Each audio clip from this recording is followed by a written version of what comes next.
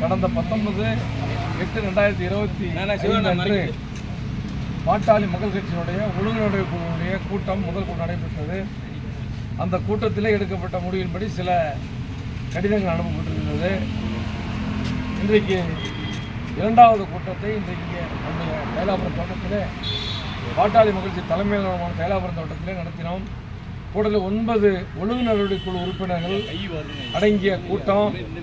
அதிலே கிட்டத்தட்ட 10:30 மணிலிருந்து இப்போ 12:30 2 மணி நேரம் விரிவான விவாதங்களுக்கிடையே எங்களுடைய கூட்டத்தில் எடுக்கப்பட்ட தீர்மானங்களை நம்முடைய கட்சியினுடைய தலைவரும் பாட்டாளி மக்கள் நிறுவன தலைவருமான மருத்துவர் ஐயா கிட்டத்தட்ட 46 ஆண்டுகள் பொது வாழ்விலே தன்னை ஈடுபடுத்தி கொண்டு மெழுகுபடுத்தியை போன்று இன்றைக்கு தமிழ்நாட்டுக்கும் தமிழ் மக்களுக்கும் ஒளிவந்து கொண்டிருக்கிற வாழும் தெய்வம் மருத்துவர் ஐயா அவரிடத்தில் ஒப்படைத்திருக்கிறோம்.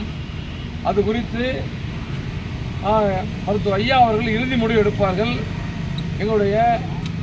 நாங்கள் 9 பேரும் கையெழுத்திட்டு ஒட்டப்பட்ட கவரிலே மருத்துவர் ஐயா அவர்கிட்ட கொடுத்துருக்கோம். எங்கள் கூட்டம் முடிஞ்ச பிறகு நாங்கள் குழு 9 பேரும் பரிந்துரை நாங்கள் கையெழுத்து போட்டு மருத்துவர் ஐயா சீல் ஒட்டி ஐயா அவரத்தில் ஒப்படைத்திருக்கிறோம். அது குறித்து நாளைக்கு மாவட்ட செயலர் கூட்டம் முடிந்த நாளானைக்கு நிர்வாக குழு கூட்டம் நடைபெற இருக்கிறது. நிர்வாக குழு கூட்டத்துக்கு பிறகு மருத்துவர் ஐயா உங்களை சந்திக்கும் பொழுது ஏதாச்சும் சொல்லுவாங்க.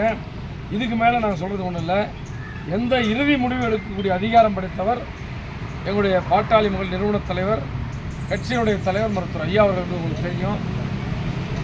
மருத்துவர் ஐயா அவர்கள் நாளை மறுதினம் 3ஆம் தேதி உங்களிடத்தில் இன்னொன்று சொல்கிறேங்க, ஒழுங்கு நடவடிக்கை குழு கொடுத்த அறிக்கையை ஏற்றுக்கொள்வதும் மாற்றியமைப்பதற்கும் அவருக்கு முழு அதிகாரம் உண்டு.